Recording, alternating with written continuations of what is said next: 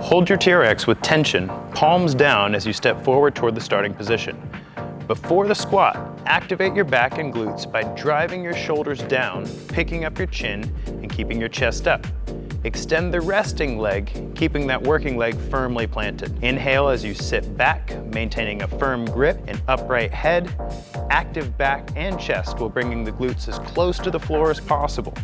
With your knee at maximum flexion, exhale as you drive your body up without using your other leg, but using your arms to assist as needed to return to the starting position. Repeat with good form for programmed reps.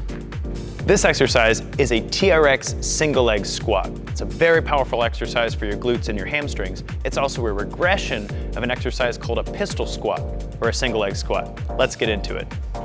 The single leg TRX squat is an amazing lower body exercise. Notice how Katie is holding her body steady and strong with her arms, but she's using her legs to do an amazing amount of work.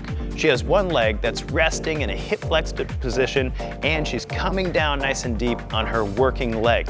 She's also pushing hard through her full foot, concentrating on getting good glute activation and hamstring activation as well. This is a regressed version of an exercise called a pistol squat or a single leg squat.